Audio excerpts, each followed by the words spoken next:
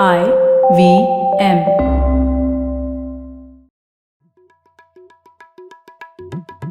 भाई हम हिंदुस्तानियों को बतियाना बड़ा पसंद है। बंगाली में अड्डा, उड़िया में खट्टी, कन्नड़ा में हरटे और हिंदी में पुलियाबाजी। इस कला के लिए हमारी हर भाषा में एक शब्द है।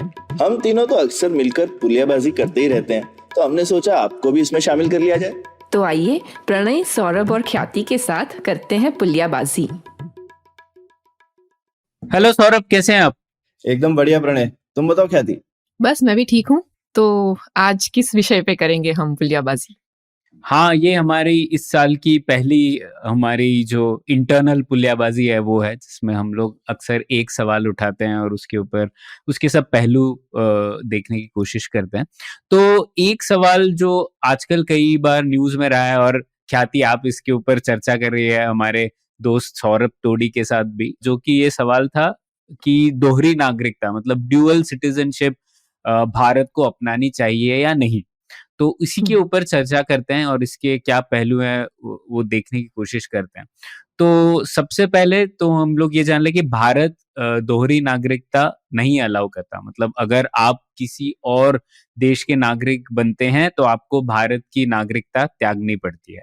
तो इसी के ऊपर चर्चा करते हैं कि ये ठीक स्टांस है या नहीं, और क्या आगे बढ़ सकते हैं। तो ये भारत के एक्सटर्नल अफेयर्स मिनिस्टर ने भी अभी दिसंबर में ही इसके ऊपर बयान दिया था, और उनसे पूछा गया था कि दोहरी नागरिकता अलाउ करनी चाहिए या नहीं, और उन्होंने बोला था कि नहीं, भारत अभी रेडी नहीं है। इसके आर्थिक और सिक्योरिटी चैलेंजेस हैं, चुनौतियां हैं, तो इसीलिए उन्होंने बोला था कि अभी शायद ठीक समय नहीं है, और जो ये ओसीआई है, ओवरसीज सिटीजनशिप ऑफ इंडिया, वो एक ठीक कदम है उनके मुताबिक। तो इसी के ऊपर चर्चा करते हैं और इसको थोड़ा कॉन्सेप्चुअली समझने की कोशिश करते हैं। तो ख्याति, आप क्या कहती हैं इसके बारे में? सबसे पहले तो यहाँ शुरुआत करते हैं।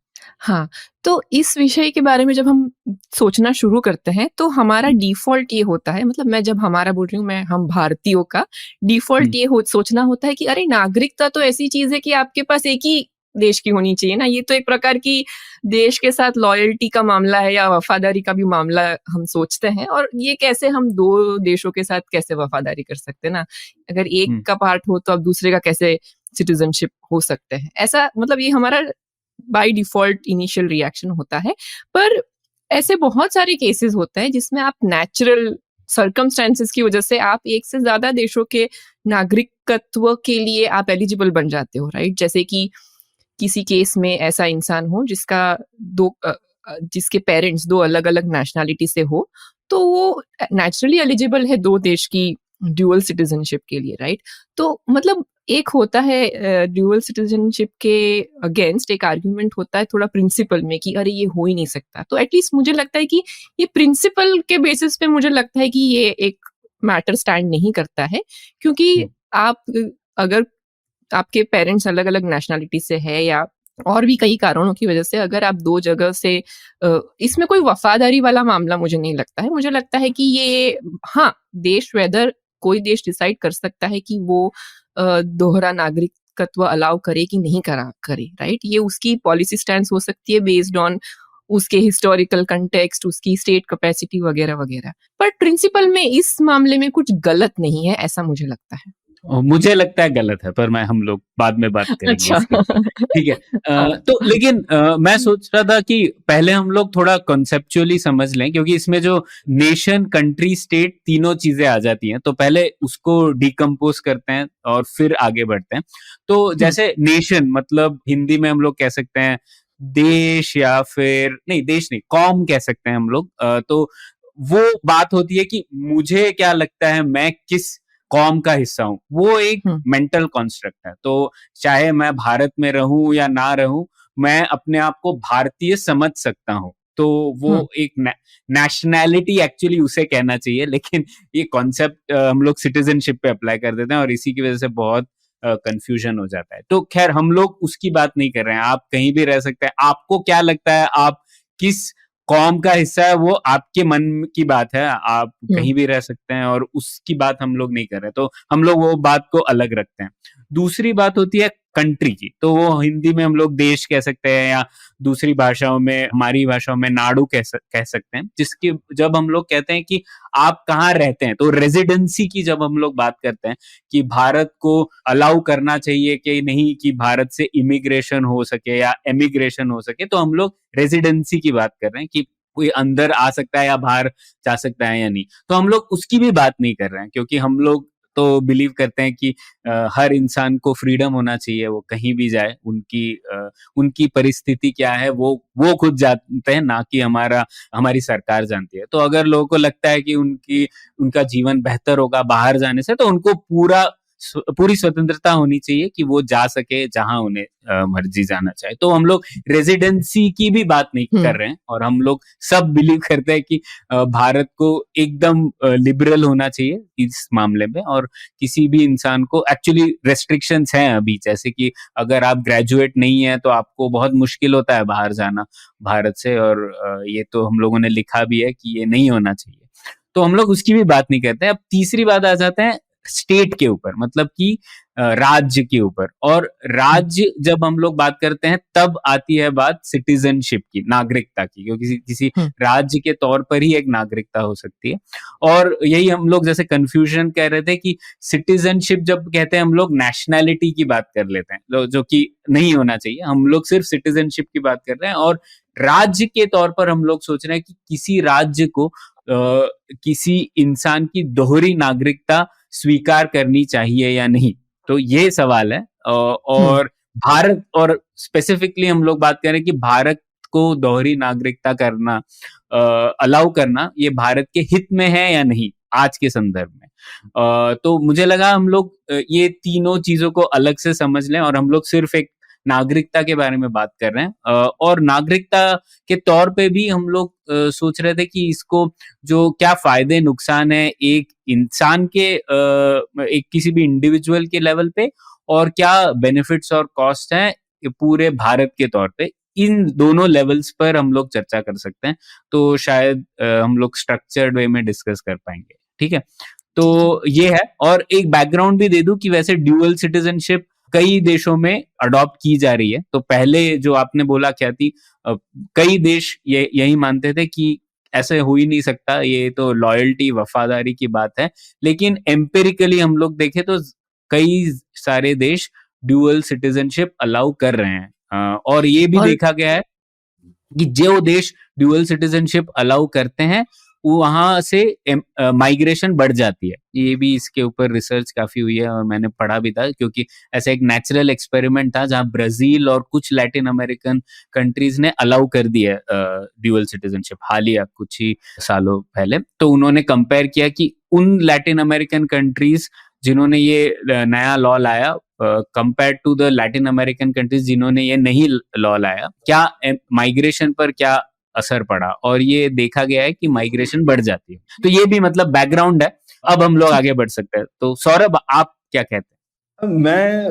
मैं इसी उसमें हूँ। मेरा प्रायर तो यही है, जैसा ख्याति ने बोला, ज्यादातर लोग यही समझते हैं नहीं होना चाहिए, और मैं भी यही समझता था। और लेकिन पिछले 20 साल से हम देख ही रहे हैं कि ज्यादा से ज्यादा देश अलाउ कर रहे हैं, राइट। तो जैसा कि जयशंकर जी ने भी बोला कि इसमें दिक्कतें हैं, उन्होंने ये नहीं कहा कि हम नहीं कर सकते, है ना। तो मेरे हिसाब से एक ये प्रैक्टिकलिटी का मैटर बन गया है प्रिंसिपल के मैटर से। तो मुझे तो लगता था कि ये प्रिंसिपल का मैटर है, खासकर हिंदुस्तान जैसे देश के लिए। जैसे मुझे लगता है कि पहले जैसे नाटो कंट्रीज आपस में डुअल सिटीजनशिप देते हैं तो क्या फर्क पड़ता है, क्योंकि एक तरह से एक ही, जिसको कहना चाहिए, मिलिट्री अलायंस है। तो आपको इवन जो वो लॉयल्टी का एक तरह से क्वेश्चन है वो नहीं आता है, क्योंकि आप बोल सकते हैं कि भाई हम तो एक ही ब्लॉक के हैं, ठीक है, गवर्नमेंट्स अलग अलग हैं, लेकिन हम ज्यादातर चीजों में अलाइड हैं एक दूसरे से, हम एक दूसरे के साथ ही काम करते हैं। तो नाटो कंट्रीज आपस में अगर डुअल सिटीजनशिप दे दें तो क्या जाता है। लेकिन हिंदुस्तान हमेशा से नॉन अलाइनमेंट के पक्ष में रहा है, और हम किसी भी ब्लॉक का पार्ट नहीं बनना चाहते हैं, और अभी तक नहीं बने हैं। तो हिंदुस्तान का खासकर जो है वो पुराना, एकदम शुरू से ही, नेहरू तो इसके बहुत ही खिलाफ थे डुअल सिटीजनशिप वगैरह के। उनको लगता था कि जहां पे भी हिंदुस्तानी रहते हैं उनको उस देश की वफादारी करनी चाहिए, और जो हिंदुस्तान में इवन अगर फॉरेनर्स रहते हैं तो वो हिंदुस्तान के साथ वफादारी कर सकते हैं, ठीक है। तो वो कहते थे कि एथनिसिटी और सिटीजनशिप को हमको मिलाना नहीं चाहिए कि आप कहाँ के, आपके परिवार कहाँ से आता है और आप कहाँ के नागरिक बनते हैं। इसमें क्या, ये एक नागरिकता एक मॉडर्न चीज है और आप चूज कर लीजिए कि आप कहाँ पे रहते हैं और आप वहाँ के अच्छे नागरिक बनिए, है ना। तो और हिस्टोरिकल हमारा कॉन्टेक्स्ट बहुत चेंज नहीं हुआ है तब से। अभी भी नॉन अलाइनमेंट 2.0 और इन सब की बात होती है। हम अभी भी किसी ब्लॉक का पार्ट नहीं बन रहे हैं। ऑल्दो काफी बात हो रही है कि हम वेस्टर्न ब्लॉक में हमको और करीब हो जाना चाहिए वगैरह, लेकिन हम रशिया के साथ भी बना के रखना चाहते हैं। हम चाइना से है दिक्कत, लेकिन बैर वहां भी नहीं चाहते हैं। हमारी जापान से भी बनी हुई है वगैरह, राइट। तो हम सबके साथ बना के रखना चाहते हैं। तो ये मुझे जो लगता है कि शायद इस वजह से एक प्रॉब्लम है। और जो हमारा प्रवासी नागरिकता का एक पेपर तो है ही, जिससे कि सहूलियतें तो बनाई दी हैं। जो लोग बाहर भी चले जाते हैं वो हिंदुस्तान में आके चाहे जो भी कुछ कर सकते हैं, पर हाँ, नागरिकता नहीं है, आके गवर्नमेंट पोजीशन नहीं ले सकते। और कुछ केस हुए भी हैं जहाँ पे अभी रिसेंटली इंपॉर्टेंट पोजीशंस वगैरह लेने के लिए लोगों को अपनी नागरिकता बदलनी पड़ी है, ताकि वो एलिजिबल हो सकते लेने के लिए कोई इम्पोर्टेंट हमारी गवर्नमेंट की पोस्ट वगैरह, जो कि अगेन आप अलग तरह से भी इस प्रॉब्लम को सॉल्व कर सकते हैं। आई मीन काफी सारी बाहर की कंट्रीज हैं, वो काफी इंपॉर्टेंट पोस्ट फॉरेनर्स को भी देती हैं। सिंगापुर में तो ब्यूरोक्रेसी में आप जा सकते हैं सिंगापुर सिटीजन हुए बिना भी, है ना। तो ये सब मुझे लगता है कि काफी तरीके हैं सॉल्व करने के। तो हाँ, तो मुझे लगता है अभी हिंदुस्तान के लिए शायद समय नहीं है। मैं अभी भी इसी खेमे में हूँ। हाँ, एक हिस्टोरिकल कंटेक्स्ट के लिए अगर हम देखें ना पूरे वर्ल्ड मैप पे कि कौन से जुट बने हुए हैं, तो आप देखेंगे कि ज्यादातर जो यूरोप और नॉर्थ अमेरिका के देश है, इवन साउथ अमेरिका के ज्यादातर देश एक्चुअली इमिग्रेशन फ्रेंडली, मतलब वो ड्यूअल सिटीजनशिप अलाउ करते हैं। अफ्रीका में 50-50 जैसा है। अफ्रीका में कई देश है जो ड्यूअल सिटीजनशिप अलाउ करते हैं। इसका एक रैशनल जो मैंने पढ़ा ये है कि भाई अफ्रीका के लिए जो दौड़ मची हुई थी उसमें बहुत सारे अफ्रीका ऐसे उल्टा पुल्टा बढ़ गया, जिसमें ट्राइब्स जो थी, जिनकी एक आइडेंटिटी थी उनके ट्राइबल बेसिस पे, वो बढ़ गई अलग अलग देशों में। तो उसको रिकंसाइल करने के लिए कि ठीक है ये दो देशों जिनमें सिमिलर ट्राइब्स रहती हैं वगैरह, तो आप उसमें ड्यूअल सिटीजनशिप का एक प्रकार का, क्योंकि उनका नेशनहुड अब जैसे जो इमेजिनरी नेशनहुड है वो शायद उनकी ट्राइब के साथ था और स्टेट कहीं और बन गया है, तो उसको रिकंसाइल करने के लिए शायद ये मैंने ऐसा एक्सप्लेनेशन कहीं पढ़ा है। I don't know if this is the correct explanation. Okay, पर वैसे घर के आसपास देखे तो पाकिस्तान अलाउ करता है ड्यूअल सिटीजनशिप, दोहरी नागरिकता और आई थिंक है बांग्लादेश भी सिलेक्टिवली अलाउ करता है। हालांकि सार्क देशों के साथ नहीं अलाउ करता है वो। स्पेसिफिकली उसने बोला कि सार्क वालों के साथ नहीं करेंगे हम। और I think most of the Asia के जो देश हैं, क्योंकि उनका एक कॉलोनियलिज्म का पास्ट रहा है, तो एक उनका एक रहा है कि बाहर से कोई आके हमारा पॉलिटिक्स इन्फ्लुएंस कर दे, और उससे एक प्रकार की हम कह सकते हैं कि हमें ट्रस्ट नहीं है बाहर वाले लोगों पे, या एक प्रकार का कि भाई कॉम्प्रोमाइज कोई हमें कर सकता है, तो शायद इसलिए ये चीजें सीधी रखनी चाहिए, साफ रखनी चाहिए। ये एक उस समय का लॉजिक रहा हो सकता है। तो मैं अपना पक्ष रखता हूँ। तो मैं पहले हम लोग बात करते हैं एक इंडिविजुअल के स्तर पे ना। तो मैं इसके ऊपर पढ़ रहा था कुछ पेपर्स, तो इसके ऊपर ऐसा एक रिसर्च हुई है यूरोप में। तो हम लोग भारत की भी कंटेक्स्ट की नहीं बात कर रहे, लेकिन यूरोप में रिसर्च हुई कि दूसरे जो लोग ड्यूअल नागरिक मतलब दोहरे नागरिक जो हैं, ड्यूअल सिटीजन, उनको कैसे परसीव करते हैं किसी भी सोसाइटी में। तो वो लोग क्या सोचते हैं कि ये लोग वफादार है या नहीं। तो इसके ऊपर मैंने देखा तो और ये शायद हेलसिंकी या फिनलैंड का रिसर्च है, तो हम लोग अपने कंटेक्स्ट से बाहर जाते हैं। तो उसमें उन्होंने फाइंड किया कि हाँ, जो डुअल नेशनल्स हैं उनको, जो वहां के लोग हैं, फिनलैंड के लोग जो हैं या दूसरे देशों के लोग, वो लोगों को लगता है कि ये जो डुअल नेशनल्स हैं, ये they have lower national loyalty to the adopted country compared to the people who are already there. तो ये परसेप्शन की बात है। लेकिन they have higher national loyalty than foreign citizens who are staying there. तो ऐसे कई बाहर से भी लोग आते होंगे जो कि सिर्फ रेजिडेंट्स हैं, लेकिन पर ये बात है कि उन लोगों को लगता है कि अगर आप डुअल नेशनल्स हैं तो आप पूरी तरीके से उस देश के नागरिक नहीं है, मतलब वफादारी के मामले में, और ये परसेप्शन काउंट करता है इन सब मामलों में। तो ये एक रिसर्च की बात है जो मैं आपके सामने रख रहा था। दूसरा, हम लोग देखें तो इंडिविजुअल लेवल पे ये एक रिसर्च हुई थी, सुमित्रा बद्रीनाथन, देवेश कपूर, मिलन वैष्णव वगैरह ने बहुत बड़ा सर्वे किया था इंडियन अमेरिकन के ऊपर, हालिया 1-2 साल पहले की बात है, हम लोग लिंक भी शेयर करेंगे। तो उसमें उन्होंने पाया कि जो नॉन सिटीजन पॉपुलेशन है यूनाइटेड स्टेट्स में भारतीयों की, उनमें से 80% लोग भारत की, यूएस की सिटीजनशिप एक्सेप्ट करना चाहेंगे अगर उन्हें ऑफर की जाए तो। देखिए, बस ये बात है कि उनको ऑफर नहीं की जा रही है, नहीं तो वो खुशी खुशी राजी है भारत की सिटीजनशिप त्यागने के लिए। 80% तो ये कह रहे हैं, मतलब बकाया कह रहे हैं कि उन्हें। तो अगर आप इंडिविजुअल तौर पे देखें तो मुझे लगता है जो आर्थिक फायदे हैं वो तो काफी ज्यादा हैं ड्यूअल सिटीजनशिप के। तो कई लोग चाहेंगे कि उन्हें ड्यूअल सिटीजनशिप दी जाए, तो ये तो मुझे नहीं लगता कोई कंट्रोवर्शियल बात है, और ये तो डेटा भी कह रहा है, मतलब 80% लोग यूएस में जो रह रहे हैं वो कह रहे हैं कि अगर मुझे यूएस की सिटीजनशिप मिल जाएगी तो मैं ले लूंगा। तो नहीं, बस पर यही वो बात नहीं है, वो बात नहीं है। मतलब वो तो हम ड्यूअल नहीं दे रहे हैं, को तो भारत की तो आपको त्यागनी पड़ेगी। फिर भी वहां का अट्रैक्शन इतना है कि वो छोड़ के भी त्यागने को तो लेने तो रेडी है ना। तो नुकसान अगर कहीं हो रहा है, क्योंकि ये तो हाई स्किल्ड वर्कर्स है जिसको वो देश बोल रहा है कि भाई तुम हमारे पास आओ, क्योंकि हम जानते हैं तुम एक प्रोडक्टिव सिटीजन बनने वाले हो हमारे देश के, ठीक है। तो हमारा क्या नुकसान है अगर हम उनको पकड़ के रखें और बोले भैया रहो तुम इंडियन सिटीजन भी? नुकसान हमारा कोई नहीं है, क्योंकि वो तो ऑलरेडी बिल्कुल है। फायदा ही है, फायदा ये ख्याति। और उल्टा भी है कि काफी विदेशी लोग हिंदुस्तान में आते हैं, रहते हैं, और उनका मन करता है कि हिंदुस्तानी नागरिकता ले लें, लेकिन वो भी अपनी अमीर देश की नागरिकता नहीं छोड़ना चाहते हैं, यूरोप की या यूएस वगैरह की। और अगर हम उनको भी दे दें हिंदुस्तान की नागरिकता, तो इकोनॉमिकली देखें तो हिंदुस्तान को कोई नुकसान नहीं है, हिंदुस्तान को फायदा ही फायदा है डुअल सिटीजनशिप देने का। क्योंकि हिंदुस्तान में उस तरीके का लेबर माइग्रेशन तो है नहीं, ज्यादातर हिंदुस्तानी लोग ही अमीर देशों में ज्यादा जाते हैं, तो उनमें फायदा है। और हिंदुस्तान में भी जो इनफ्लो है, अपार्ट फ्रॉम अगर आप शायद नेपाल को हटा दें, तो ज्यादातर अमीर देशों के लोग आते हैं हिंदुस्तान में बाहर से काम करने के लिए।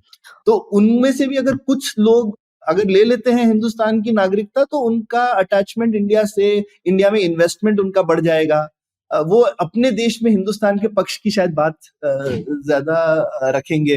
तो इस तरह से हमें इकोनॉमिकल और डिप्लोमेटिक फायदे हैं मेरे हिसाब से। ये तो इसमें कोई नुकसान की बात नहीं है प्रैक्टिकली देखा जाए। तो ये मतलब मैं पहले इंडिविजुअल के बारे में ही बात कर रहा था, तो हाँ, शायद एक इंसान के लिए तो बेनिफिट ही है उस स्तर पर देखा जाए तो इकोनॉमिक बेनिफिट्स हैं। अब देखते हैं कि भारत के स्तर पर देखा जाए तो नहीं, उसके पहले एक और पॉइंट जोड़ना चाहती थी कि ओसीआई कार्ड जो है, जो हम कहते हैं कि वो तो अगर मैं इंडिविजुअल लेवल पे सोचूं तो ओसीआई कार्ड एक आपने कभी यूएस सिटीजनशिप ले ली तो भी आपको यूएस ओसीआई कार्ड के थ्रू आप कभी भी भारत आ सकते हैं। एक लॉन्ग टर्म टाइप का वीजा है, राइट? और आप यहाँ पे इन्वेस्टमेंट भी कर सकते हैं, प्रॉपर्टी भी खरीद सकते हैं, almost like a non resident Indian आपका स्टेटस है उसमें, राइट? तो नुकसान क्या है? मतलब सिर्फ वोट नहीं कर सकते हो और आप इलेक्शन के लिए खड़े नहीं हो सकते। लेकिन मुझे लगता है कि ये ओसीआई वर्ड भी मतलब वो सिटीजनशिप बिल्कुल नहीं है, क्योंकि जब क्राइसिस का समय आता है तब चीजें बदल जाती है और उस समय फिर वो आपको एक पिंच होता है कि नहीं मेरे पास सिटीजनशिप नहीं है। उसका एक एग्जाम्पल देती हूँ कि जब कोविड हुआ था तो ऐसे बहुत सारे किस्से हमको सुनने को मिले थे कि पेरेंट्स दोनों भारतीय है जो यूएस में काम कर रहे हैं, जिनका बच्चा क्योंकि वो यूएस में पैदा हुआ इसलिए उसकी यूएस की नागरिकता है और उसके पास ओसीआई कार्ड होगा, लेकिन भारत ने जो ट्रैवल बैन करा था उसमें ओसीआई कार्ड होल्डर्स को आने से मना किया था। तो पेरेंट्स आ सकते हैं पर बच्चा नहीं आ सकता है, और पेरेंट्स की तो ये बड़ा कॉम्प्लिकेटेड सिनेरियो हो गया था ऐसे केसेस में। तो मुझे ऐसा लगता है कि थोड़ा अजीब नहीं है कि दो भारतीय लोग जिनका बच्चा ओनली क्योंकि वो वहां पैदा हुआ है और उन्होंने चूज किया है कि वो भारत की सिटीजनशिप ना ले, राइट? तो वो उनका चॉइस है और उसका शायद वो उनका कॉस्ट दे रहे हैं, हम ऐसा भी हम देख सकते हैं, राइट? बट अगर ये भारतीय बच्चा ही एक तरीके से अगर माना जाए तो उसको हम भारत में नहीं आने दे रहे हैं इस प्रकार के समय।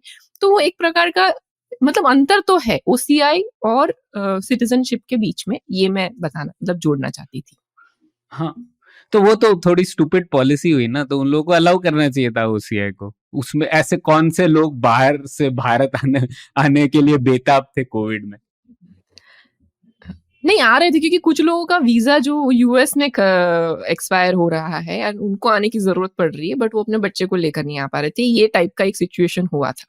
नहीं, नहीं, मैं हुँ, बोल रहा हूँ कि तो इसमें जो प्रॉब्लम था वो ये था कि ये हाँ, नीति में पॉलिसी। गड़बड़ी थी। वो अलाउ करना चाहिए था कि कोई भी भारत का नागरिक हो या ओसीआई कार्ड हो वो आ सकता है। अगर ये हाँ, चीज़ें नहीं है तो नहीं अलाउ करेंगे, बस। हाँ, बट वही है कि मतलब जब क्राइसिस का समय आता है तो वो पॉलिसी कैसी होगी आपको नहीं पता, इसलिए नागरिकत्व और एक ओसीआई कार्ड होल्डर में डिफरेंस है, ये एक। हाँ, नहीं हाँ, वो तो है और मुझे लगता है होना चाहिए क्योंकि एक जैसा कि आपने कहा इसमें फिर से एक और कंसेप्चुअल डिफरेंस है ओवरसीज सिटीजनशिप ऑफ इंडिया ही प्रॉब्लमैटिक टर्म है it is not a hmm, citizenship और इनफैक्ट 2011 में सरकार ने ही एक और क अमेंडमेंट लाने की कोशिश की थी कि इसे ओवरसीज इंडियन कार्ड होल्डर बना दिया जाए ना कि ओवरसीज सिटीजनशिप ऑफ इंडिया जो कि सही बात है क्योंकि हुँ, ये सिटीजनशिप नहीं है ये कह रहे हैं कि आप कई चीजें कर सकते हैं इस एक रेजिडेंसी का ही अलग लेवल है हायर लेवल हुँ, है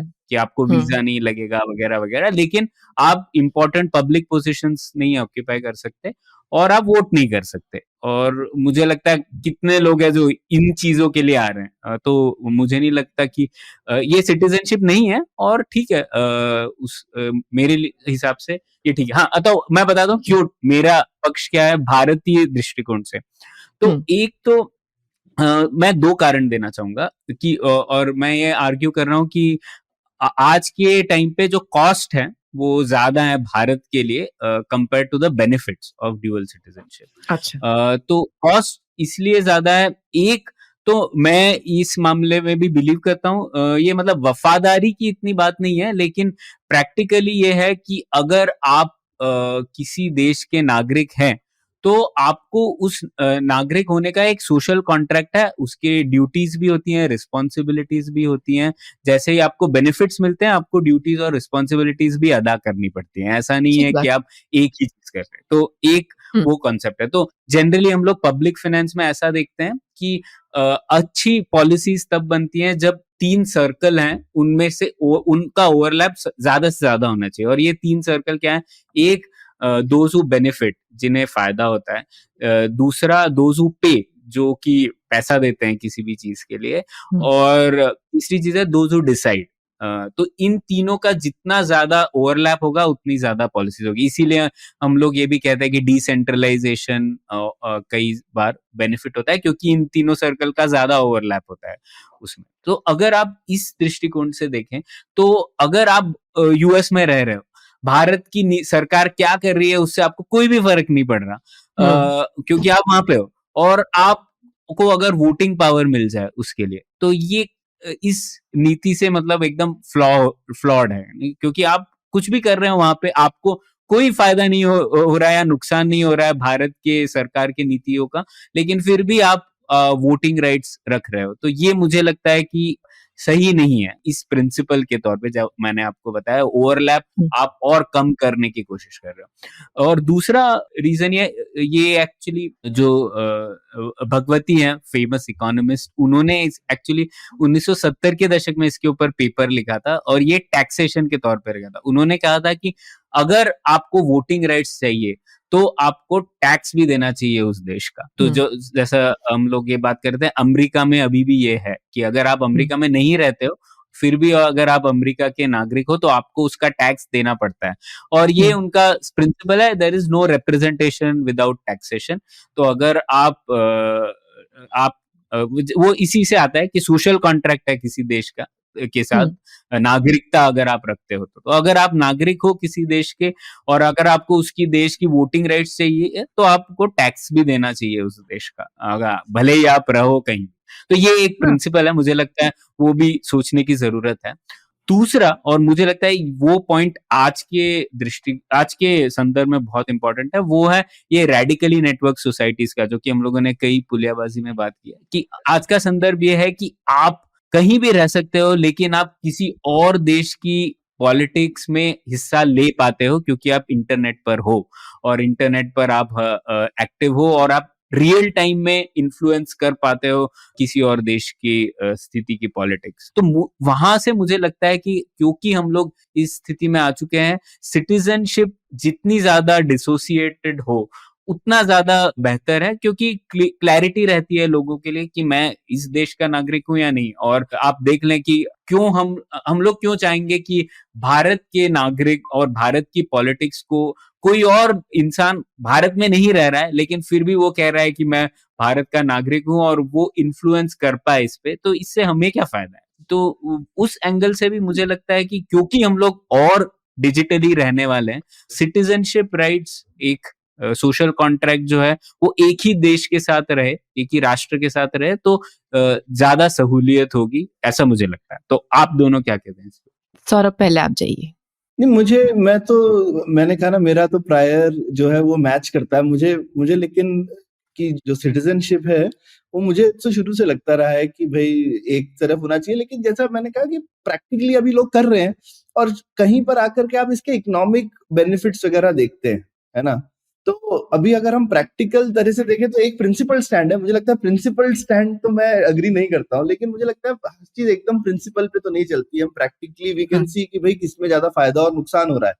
अब जो खासकर प्रणय का जो सेकंड पॉइंट है, फर्स्ट पॉइंट मैं अगेन प्रैक्टिकली मानता हूँ कि ठीक है भाई, अगर वोटिंग राइट से खासकर अगर हम देखें और पॉलिटिक्स से, अब प्रणय अगर हम आज का ही एग्जाम्पल लें तो एनआरआईज का और उसमें कितने सिटीजन है या नहीं है हमको नहीं पता, पर अभी भारत की पॉलिटिक्स में कितना ज्यादा दखल अंदाजी और आवाज है ये हम सबको पता है।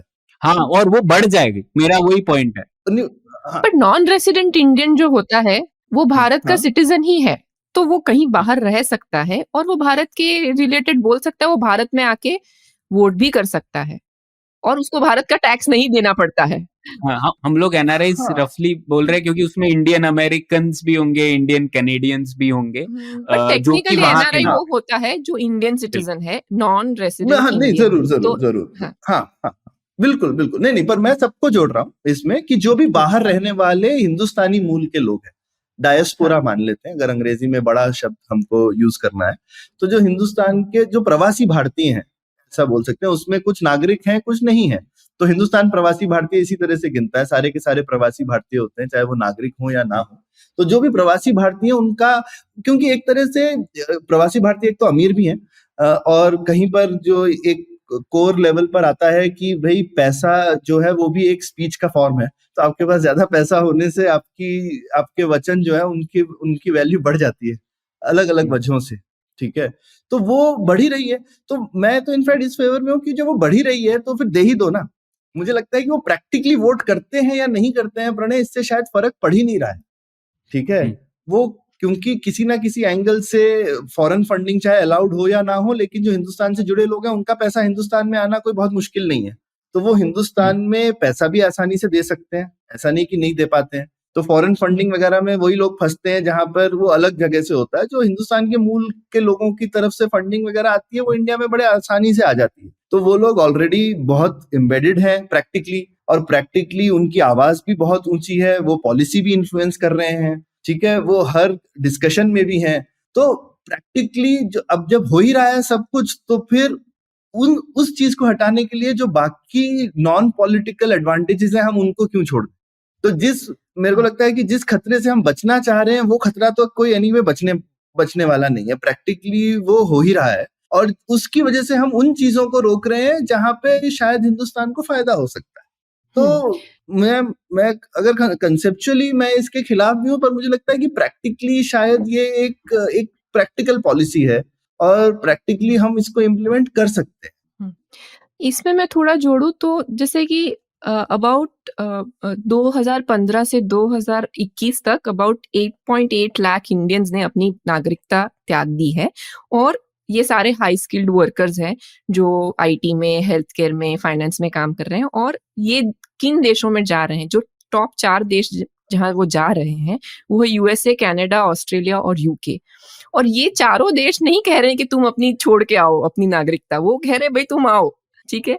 तो हमारे पास मतलब ये सॉरी मैं थोड़ा पॉइंट रिपीट करता हुआ लग रहा है, बट बेसिकली यही है कि जब वो हमारे नागरिकों को बुलाने के लिए, आकर्षित करने के लिए रेडी है, हमारे पास वो मौका है कि हम उनको रखें ताकि फ्यूचर में वो उनके पास एक ज़्यादा स्ट्रॉन्गर कनेक्शन रहे भारत के साथ, और हो सकता है कि वो आए और बिज़नेसेस यहाँ पे बनाएँ। ये कनेक्शन जब आपका सिटीज़नशिप बदल जाता है, तो आप एक तरीके से वो थोड़ा-सा कम हो ही जाता है, वेदर आप मानो या ना मानो, बट आई थिंक वो साइकोलॉजिकली एक चीज रहती है कि अब मेरा इस कनेक्शन छूट गया तो मेरी नेक्स्ट जनरेशन का भी कनेक्शन छूट जाता है। लेकिन अगर आपने इंडियन सिटीजन रख सकते हो, तो फिर आपके बच्चे भी अपनी इंडियन सिटीजनशिप कंटिन्यू रख सकते हैं, शायद वो वापस आ सकते हैं और एक स्ट्रॉन्गर डायोस्पोरा बन सकता है। क्यों हम उसे नेगेटिव इन्फ्लुएंस क्यों समझे, वो हमारे लिए पॉजिटिव इन्फ्लुएंस भी हो सकता है, ऐसा मुझे लगता है।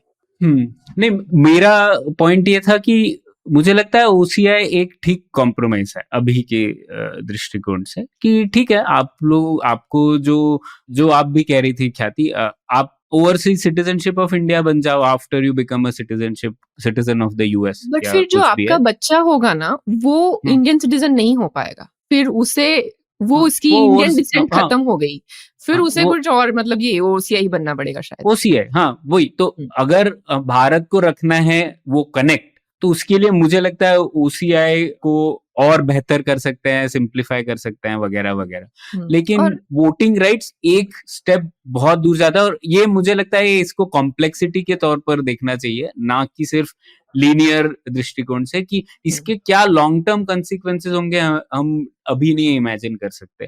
तो इसमें थोड़ा कॉशियस होना वाजिब है, और मुझे ऐसा लगता है वही, क्योंकि आजकल के तौर पे, और सौरभ आपके पॉइंट पर भी कि अभी वो चीज हो रही है, मैं वो कि हाँ लोग इन्फ्लुएंस कर रहे हैं, तो वही है कि अगर आप लोग ड्यूअल सिटीजनशिप कर रहे हैं तो और भी हो जाएगी, तो आप और उस चीज को इनकरेज करना चाह रहे हैं या नहीं, उसकी बात है बस। तो और इसमें प्रणय ऐसा कर सकते हैं क्या कि भाई अगर वोटिंग को आप हटा दीजिए, सिटीजनशिप प्लस रेजिडेंसी कर दीजिए वोटिंग के लिए।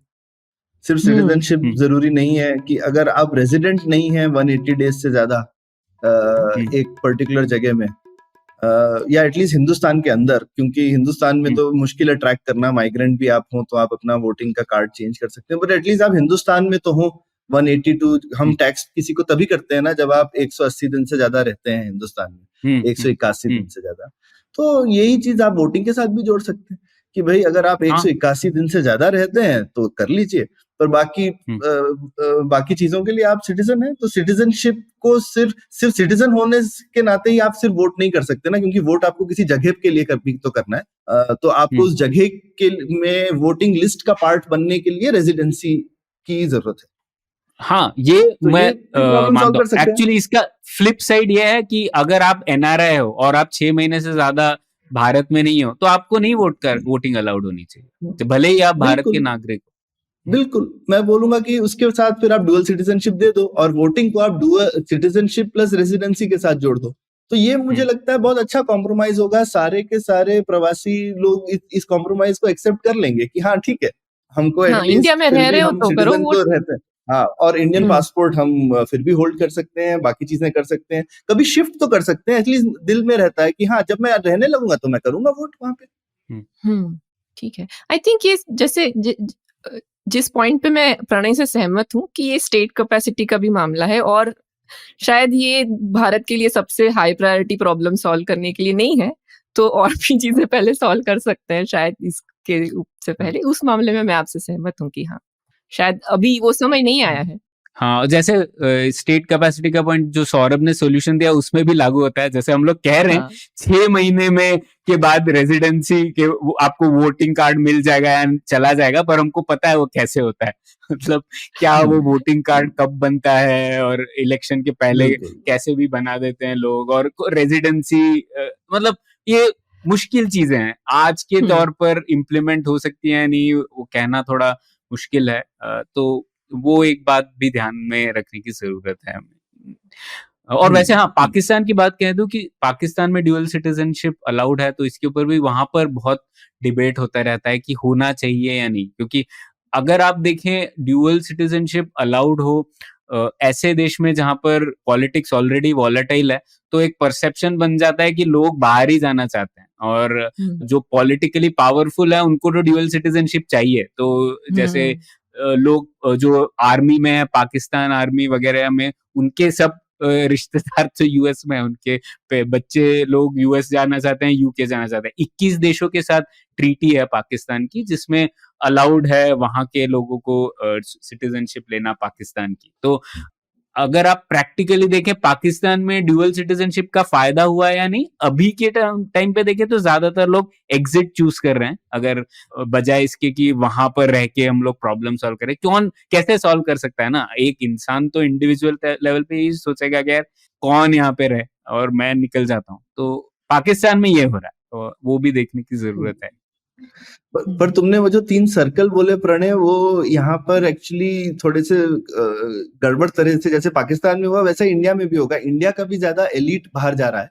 तो अगर आप बोलो कि एलीट जो है वो अगर पॉलिसी इन्फ्लुएंस करता है, ठीक है, तो फिर इसको जो चाहते हैं वो भी एलीट है, पॉलिसी बनाने वाले भी एलीट हैं, और इसका सबसे ज्यादा इम्पैक्ट भी उन्हीं लोगों पे पड़ने वाला है। तो अगर आप वो 3 सर्कल खींचोगे तो डुअल सिटीजनशिप जो है वो लागू हो ही जाएगी कुछ ना कुछ टाइम के बाद, क्योंकि जितने भी लोग हैं, जैसे जयशंकर जी के बेटे भी बाहर ही रहते हैं, वो भी चाहते होंगे कि डुअल सिटीजनशिप कभी हो जाए। तो जब उस लेवल से ऊपर से नीचे जब शुरू होंगे, सारे हिंदुस्तान के भी पॉलिटिशियंस जो हैं, उनके भी काफी लोगों के बच्चे बाहर पढ़ने जाते हैं वगैरह, और अक्सर बाहर वापस आते हैं क्योंकि उनको पॉलिटिक्स में रहना है या इंपॉर्टेंट पोजीशन चाहिए। लेकिन अगर उनको ऑप्शन मिलेगा तो वो कहेंगे अरे यार डुअल सिटीजनशिप हो तो शायद मैं बाहर ज्यादा टाइम रह सकता हूँ, ठीक है, और मुझे ये चिंता करने की जरूरत नहीं है कि मैं वहां का भी फायदा लूं या यहाँ का नहीं लूं। तो इंडियन एलीट और पाकिस्तानी एलीट में उतना वहां पे शायद बहुत ज्यादा है, लेकिन हिंदुस्तान की एलीट भी उसी लाइन पर है।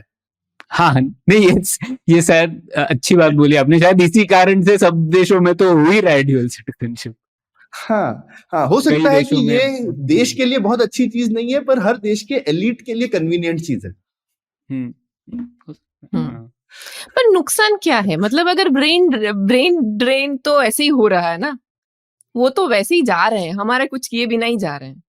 हाँ, नहीं बिल्कुल नहीं ख्याति, वो बहुत ही एक्सेप्शन केसेस ही होते हैं जहां पे आप बोलो कि भाई अगर आप एकदम एक्सट्रीम केस लेना चाहो तो आप बोल सकते हो कि भाई अगर पाकिस्तान और इंडिया डुअल सिटीजनशिप करते हैं अलाउ, या चाइना और इंडिया डुअल सिटीजनशिप कर दे, तो आप बहुत सारे फिर आप एग्जाम्पल ढूंढ सकते हो जहां पे बड़ी प्रॉब्लम हो सकती है। नहीं, हाँ, बट ऐसा जरूरी नहीं है कि उनके साथ करे। जैसे बांग्लादेश ने कैसा किया है, लिमिटेड, उन्होंने एक कुछ कंट्रीज के साथ आप ड्यूअल सिटीजनशिप रख सकते हो टाइप का है, तो वो और लोगों को नहीं दे रहे, वो बांग्लादेशियों को ही दे रहे हैं।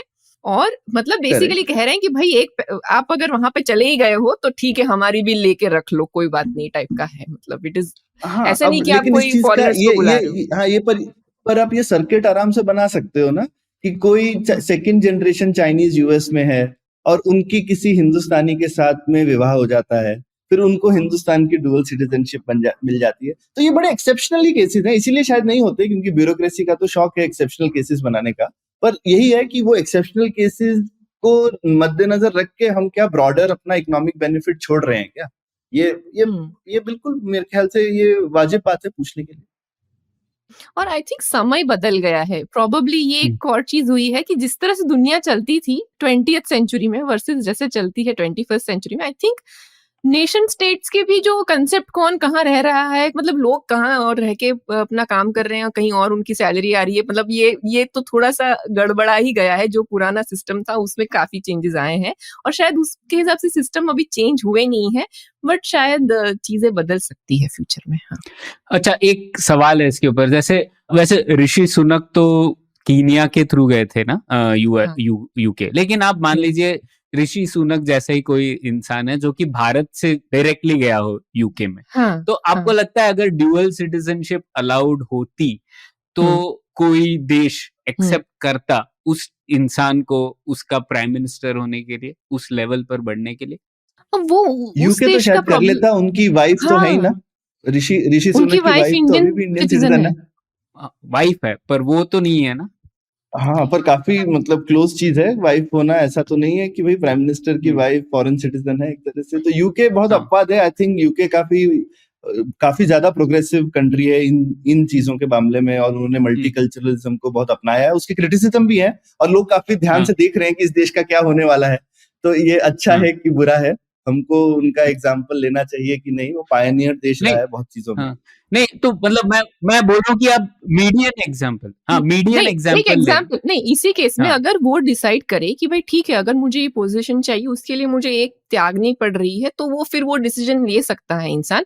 उसके लिए जो 99.999% जिनकी लाइफ में ये कभी मौका आना ही, ये सवाल आना ही नहीं है, उनकी लाइफ में क्या फर्क पड़ रहा है कि नो वो नो दो उनकी जगह लाइफ के में हैं। फर्क पड़ता है ख्याति, क्योंकि जैसे मैं कह रहा था, जो स्टडी हुई है फिनलैंड वगैरह में भी, ड्यूअल नेशनल्स को कैसे परसीव किया जाता है दूसरे देश में, वो एक इम्पोर्टेंट पॉइंट है ना। हाँ, तो नहीं तो वो अगर चॉइस ज्यादा से होगा ना लोगों के पास। नहीं, लोग इतना थोड़ी ना सोचते हैं यार, ज्यादा से ज्यादा लोग अगर ड्यूअल सिटीजन हो तो लोग किस तरीके से परसीव करेंगे एक इंडियन को, चाहे वो ड्यूअल सिटीजन हो या ना हो, वो मैटर करता है। तो मुझे लगता है अगर हम लोग डिसोसिएट कर दें सिटीजनशिप, रेजिडेंसी तो हम लोग कह रहे हैं ठीक है, तो वहां देखो के ये जो लोग सब जा रहे हैं चीजों में उनके लिए ना बेहतर जहाँ है। रेस आ जाती है ना, एक्चुअली वहां पे वो तुम्हारी नेशनैलिटी नहीं देखते हैं। काफी सारे देशों में वो तुम्हारी जो भी रेस होगी, तुम एक इंडियन दिखे जाओगे तो फिर तुम एक इंडियन माने जाओगे, और उस हिसाब से उनको जो परसीव करना होगा वो परसीव कर लेंगे। तो उसमें कोई कुछ नहीं कर सकता है। नहीं, लेकिन ख्याति यूके के मामले में तो आप बोल सकते हैं ना, उन्होंने मतलब लंदन के मेयर पाकिस्तानी ओरिजिन के हैं और उनके प्राइम मिनिस्टर हिंदुस्तानी ओरिजिन के हैं। तो उन्होंने तो रेस के बियॉन्ड जाके उन्होंने तो एग्जाम दिया है। हाँ। नहीं, आप यूके को देख लें, आयरलैंड देख लीजिए, लियो वराडकर, या पोर्चुगल देख लीजिए जिसमें गोवा के जो नागरिक थे फिर वो हो गए, या फिर यूएस में ही देख लीजिए, जो कि तो ये सब देश कमला हैरिस है, इम्पोर्टेंट देश, कमला हैरिस है ही ना हाँ, वहाँ पे। और अभी वो विवेक रामास्वामी कंटेस्ट कर रहे हैं, तो हाँ नहीं, लेकिन ये जनरली जो स्ट्रीट पे परसेप्शन की बात है, वो उसके बारे में नहीं, पर ये मेरा कमेंट था, पॉलिटिकल, लिमिटेड हाँ, कमेंट पर ये था। हाँ, पर ये डेमोक्रेटिक पोजीशंस हैं ख्याति, तो उनका एक मतलब तो है ना, अपॉइंटेड तो नहीं है। हाँ, तभी तो, क्योंकि ये सारे देश वो रख ही नहीं रहे हैं कंडीशन के तुम अपनी नेशनैलिटी छोड़ के आओ ना, वो तो ऐसे ही अलाउ कर रहे हैं वो तो सारी नेशनैलिटीज को। तो वो हमसे उस एंगल से तो खैर यूके में ऐसा है क्या वैसे प्रणय, कि अगर उनके पास डुअल सिटीजनशिप होती तो वो प्रधानमंत्री नहीं बन पाते?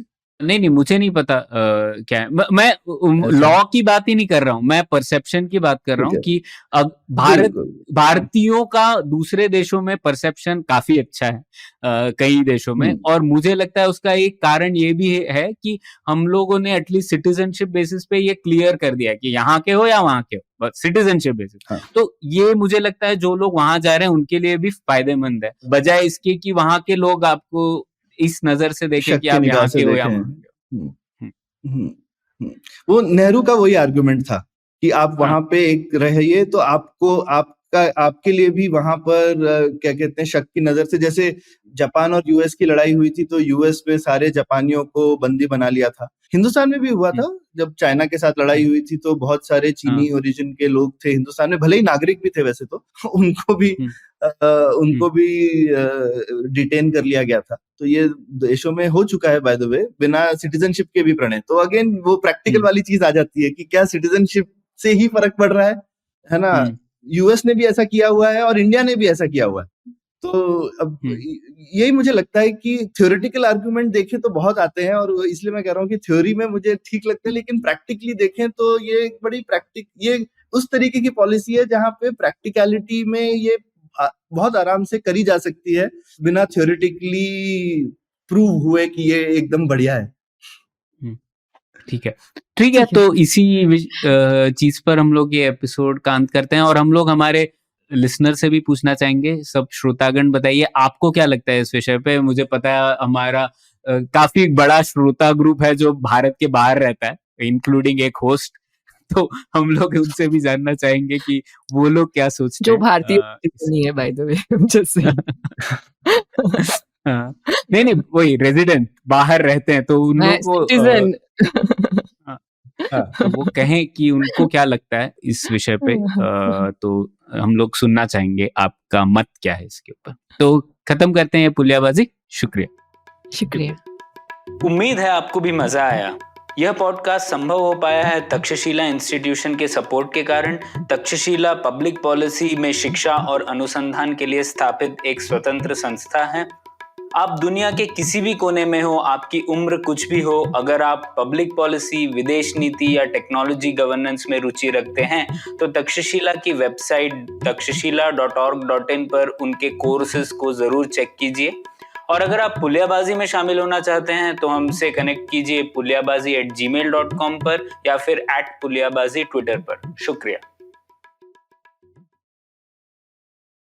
IVM